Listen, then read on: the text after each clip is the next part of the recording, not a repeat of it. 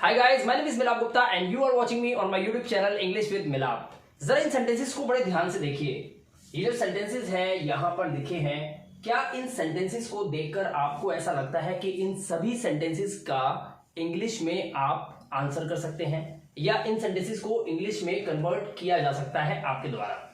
अगर आपको लगता है कि आप इन्हें कर सकते हैं तो आप इस वीडियो को स्किप करके जा सकते हैं। बट अगर आपको डाउट है कि इन सेंटेंसेस को मुझे बनाने में दिक्कत हो सकती है या फिर किसी सेंटेंस को देखकर आपको डाउट होता है अपने ऊपर, तो आपको ये वीडियो पूरा एंड तक देखना चाहिए। और साथ ही मैं आपको ये भी बताना चाहूंगा कि मेरे इस यूट्यूब चैनल प्लेटफॉर्म पे मैं बहुत जल्द इंग्लिश स्पीकिंग क्लासेस के step by step courses start करने वाला हूं, जिसको आप देखकर बहुत जल्द अपनी इंग्लिश को इंप्रूव कर पाएंगे। इस वीडियो में मैं आप तक एक इंफॉर्मेशन ये देना चाहता हूं कि खाली टेंसेस सीखकर ही आप इंग्लिश नहीं बोल सकते।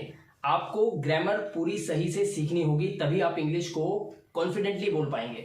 देखिए, यहां पर सबसे पहला सेंटेंस है, उसे झूठ बोलना पड़ रहा है। अब कहने को रहा है की वजह से ये सेंटेंस प्रेजेंट कॉन्टिन्यूअस टेंस है, जो कि ये है, लेकिन फिर भी यहां पर है बोलना।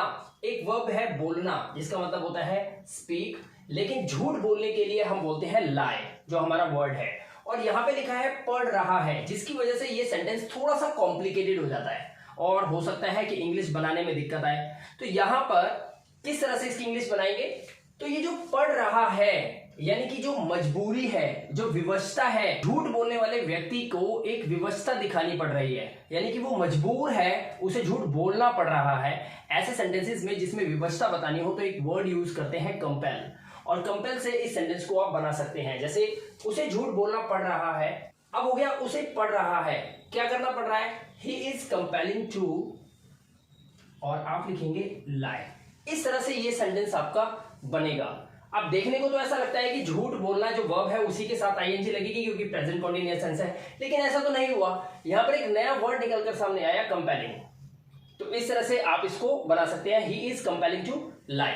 नेक्स्ट सेंटेंस देखिए और जरा सोचिए कि क्या आप इसकी इंग्लिश बना पाएंगे। यह पेन रुक रुक कर चलता है। मैं बोलता हूं ना, ये पेन थोड़ा सा रुक रुक कर चलता है और फिर हम उसको झटकते हैं। अब बताइए सेंटेंस की इंग्लिश क्या होगी? यह पेन रुक रुक कर चलता है। हालांकि लिखा है चलता है, जब भी किसी वाक्य के लास्ट में ता है, ती है, ते है आता है तो हम समझ जाते हैं वो प्रेजेंट इंडेफिनिट टेंस है, जो कि ये है। लेकिन फिर भी क्या इस सेंटेंस की इंग्लिश आप बना पा रहे हैं? अगर नहीं तो आपको बता दूं कि यहां पर इसकी सेंटेंस की जो इंग्लिश है वो प्रेजेंट इंडेफिनिट के सेंस में नहीं बनेगी। इसको हम बनाएंगे तो प्रेजेंट सेंस में ही, लेकिन एक अनोखा वर्ड यूज होगा जो मैं आपको बताने वाला हूं। यह पेन रुक रुक कर चलता है, आप इसकी इंग्लिश बना सकते हैं, दिस पेन इज, एक वर्ड मैं आपको दे रहा हूं आज,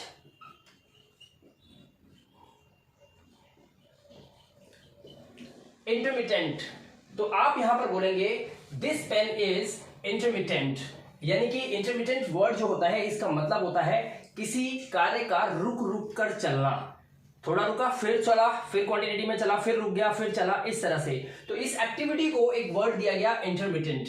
तो यहां पर आप इस वर्ड का यूज कर सकते हैं। तो आप बोलेंगे दिस पेन इज इंटरमिटेंट, यह पेन रुक रुक कर चलता है, आप लगाएंगे full stop. Okay, next sentence देखिए, उसने बाल कटवा लिए हैं। लिए हैं प्रेजेंट परफेक्ट टेंस के अंदर रूल होता है, वाक्य के अंत में आता है चुका है, चुकी है, चुके हैं, लिया है, दिया है, किया है। इसी तरह से ली है, दी है, की है जो है वो प्रेजेंट परफेक्ट टेंस की एक पहचान होती है। तो यहां पर लिखा है लिए हैं, यानी कि ये प्रेजेंट परफेक्ट टेंस है, ये बात तो तय है। लेकिन टेंस तो वो होता है जिसमें सब्जेक्ट ही किसी काम को करता हुआ मिलेगा।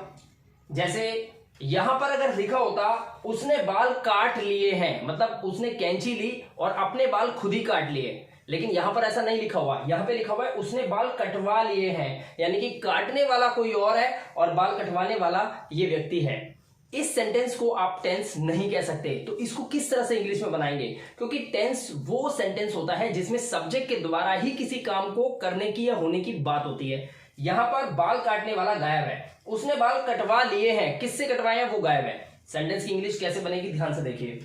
उसने बाल कटवा लिए हैं तो आप बोलेंगे ही हैज, क्योंकि ये प्रेजेंट परफेक्ट टेंस है इसलिए आप हैज का यूज करेंगे। अब यहां पर आपको वर्ब की थर्ड फॉर्म लगानी है, बट बाल काटने के लिए नहीं, आपको यहां पर यूज करना पड़ेगा गॉट द हेयर,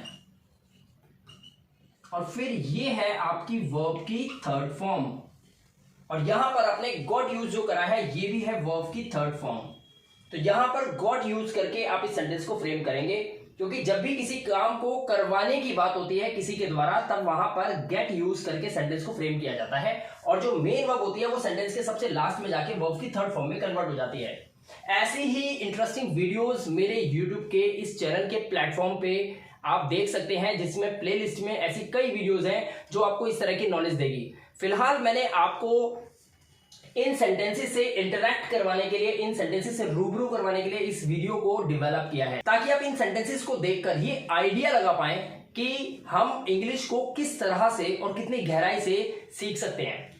अब यहां पर एक सेंटेंस हो रहा है, देखिए, मैं सुबह से यहां बैठा हूं। कहने को प्रेजेंट परफेक्ट कॉन्टिन्यूअस टेंस जिसका पहचान होता है सेंटेंस के लास्ट में रहा है, रही है, रहे हैं, रहा हूं आदि, और उसमें समय भी होना चाहिए। जैसे मैं सुबह से यहां बैठा हूं, अब देखो बैठा हूं और यहां लगा हुआ है सुबह से, यानी कि समय तो यहां पर मेंशन है, लेकिन यहां पे रहा है, रही हूं, रहे हैं, ये कुछ तो है ही नहीं, गायब है। बट मैं आपको बता दूं कि जो वर्ड है बैठा हूं, ये खुद एक कॉन्टिन्यूटी को दर्शाता है। जैसे मैं बोलूं कि मैं यहां बैठा हूं, तो मैं बोलूंगा I am sitting here, right. इसी तरह से ये एक प्रेजेंट परफेक्ट कॉन्टिन्यूअस टेंस ही है। अब इसकी इंग्लिश कैसे बनाएंगे, देखिए, मैं सुबह से यहां बैठा हूं, तो मैं के लिए आप लगाएंगे आई, और उसके साथ आपको लगाना होता है हैव बीन, क्योंकि ये प्रेजेंट परफेक्ट कॉन्टिन्यूअस टेंस है। आई हैव बीन, उसके बाद बैठा हूं, यानी कि आप देखो ये तो नहीं बोलोगे बैठ रहा हूं, ऐसे ही बोलते हैं बैठा हूं। I have been sitting here,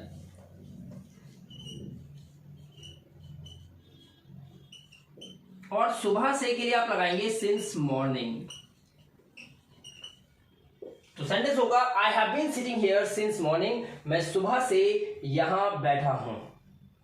okay, अब हमारा नेक्स्ट सेंटेंस है वह सारी रात सोती रही। अब आपको लग रहा होगा यहां पे रहा है, रही है, रहे हैं, या फिर रहा था, रही थी, रहे थे, तो आ नहीं रहा। तो मैं आपको बता दूं दोस्तों, ये जो रहा है ये वो वाला नहीं है। ये जो रहा है यहाँ पर सेंस है कि ये पास्ट इंडेफिनिट टेंस का सेंटेंस है, और इसमें वर्ब की सेकंड फॉर्म का यूज किया जाता है। बट बड़े ध्यान से देखिए, वहां पे लिखा हुआ है सोती रही, यानी कि किसी काम को करता रहा। जब भी मैं बोलूंगा कि मैं सारी रात लिखता रहा, मैं सारी रात जागता रहा, यानी कि कोई काम कॉन्टिन्यूटी में मैं करता रहा, तो इसके लिए बहुत ही खास स्ट्रक्चर का यूज होता है कीप का। तो इस सेंटेंस को कैसे बनाएंगे, वह सारी रात सोती रही, तो हम बोलेंगे शी। उसके बाद हम कीप की सेकंड फॉर्म का यूज करेंगे, तो हम बोलेंगे शी केप्ट ऑन, और फिर लगाएंगे हम स्लीपिंग, और सारी रात के लिए आप इंग्लिश में लिखेंगे होल नाइट। तो सेंटेंस होगा she kept on sleeping whole night, वह सारी रात सोती रही। हालांकि ये स्ट्रक्चर थोड़ा सा आपको अद्भुत या थोड़ा सा विचित्र सा लग रहा होगा, लेकिन मेरे इस YouTube चैनल के प्लेलिस्ट में काफी सारी वीडियोस हैं जिनमें इस तरह के सेंटेंसेस को मैंने आपको बार बार करके दिखाया हुआ है। तो प्लीज प्लेलिस्ट में जाकर आप इन वीडियोस को सर्च करके इन वीडियोस को ढूंढकर सीख सकते हैं। अब इस सेंटेंस को देखिए, वह सुन पा रहा था, रही थी, रहे थे, यानी कि ऐसा लग रहा है कि ये पास्ट कॉन्टिन्यूअस टेंस है जिसमें वॉज वर्ब के साथ वर्ब के साथ आईएनजी आता है, बट यहां पर ऐसा नहीं है। यहां पे जो लिखा हुआ है ना पा रहा था, इसकी वजह से ये सेंटेंस पास्ट कॉन्टिन्यूअस ना होकर इसको किसी और तरीके से बनाया जाएगा, यानी कि यूज किया जाएगा एबल टू। जैसे वह सुन पा रहा था, तो हम बोलेंगे ही वॉज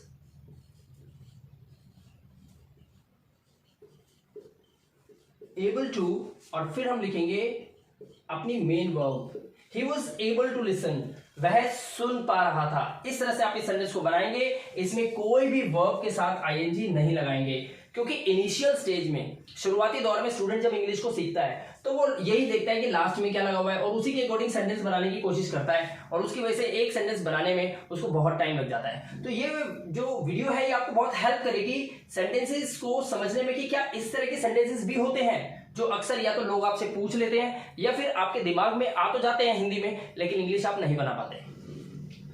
बच्चा बोलना शुरू कर चुका था, अब यहां पे क्या लिखा हुआ है, चुका था, यानी कि पास्ट परफेक्ट टेंस है जिसमें हम हैड का यूज करते हैं और वर्ब की थर्ड फॉर्म का यूज करते हैं, लेकिन वर्ब तो एक ही होती है। लेकिन यहां पर देखिए बोलना और शुरू करना, ये दो वर्ब यहां पर हैं। शुरू करने का मतलब स्टार्ट और बोलने का मतलब स्पीक। तो यहां पर क्या दो वर्ब के साथ आप वर्ब की थर्ड फॉर्म लगाओगे? नहीं। किस तरह से इस सेंटेंस को बनाया जाएगा, ध्यान से देखिए।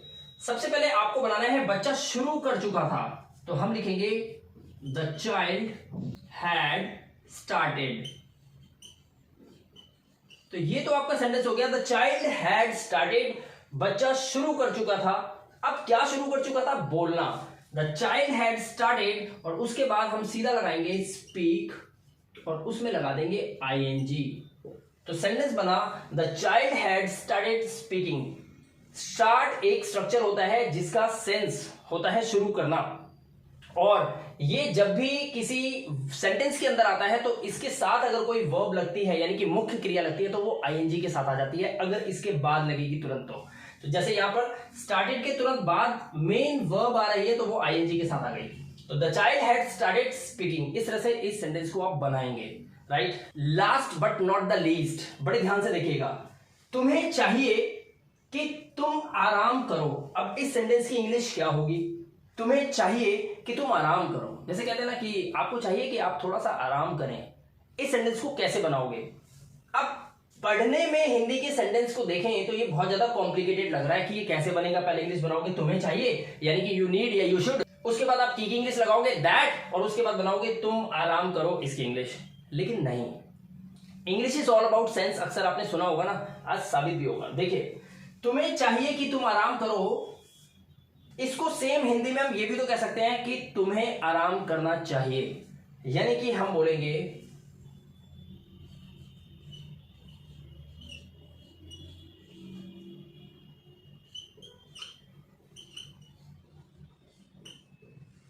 You need to rest. आप इस तरह से बोल सकते हैं, तुम्हें आराम करने की आवश्यकता है, यानी कि तुम्हें चाहिए कि तुम आराम करो। आप इस तरह से इस सेंटेंस को बना सकते हैं, you need to rest.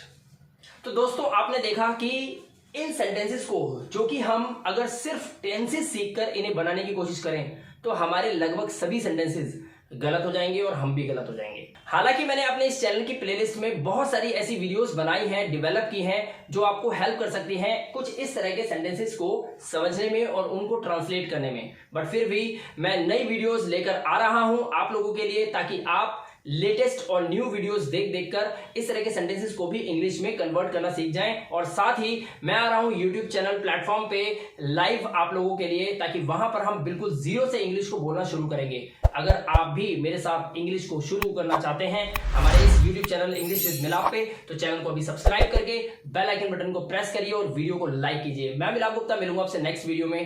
Till then, good bye.